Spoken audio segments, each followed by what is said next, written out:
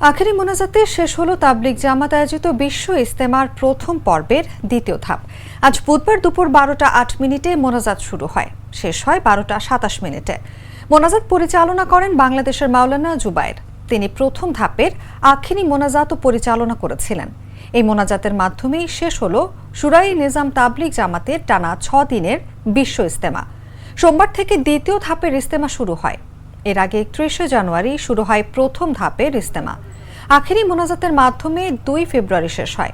এদিকে আগামী 14 ফেব্রুয়ারি থেকে মাওলানা সাদ অনুসারী মুসল্লিদের 3 দিনের বিশ্ব ইজতেমা শুরু হবে, চলবে 15 ফেব্রুয়ারি পর্যন্ত।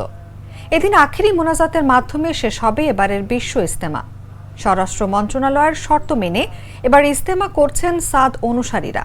শর্ত অনুসারে টঙ্গীর ময়দানে মাওলানা সাদ অনুসারীদের এবছরই শেষ ইজতেমা। सुन्नत वाली जिंदगी शौक नसीब फरमान, अल्लाह सुन्नत वाली जिंदगी। अल्लाहुम्मा अंतल हक व आखिरहु हफीज खुल्द बैन अन्नुफूस लना बि वाफ़ु अन्ना वग़फिर लना वरहमना अंत मौलाना फंसुरना अलल कौमिल फरमान।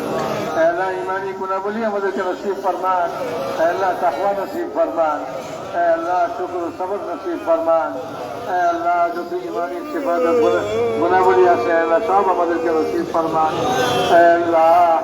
अल्लाह ईमाনের সঙ্গে जिंदगी नसीब फरमान, ईमाনের সঙ্গে मौत नसीब फरमान, अल्लाह मौत अल्लाह मौतेর আমার একটা স্মার্ট সিদ্ধান্তে 25% গ্যাসের খরচ কমেছে। ভাবছেন কিভাবে?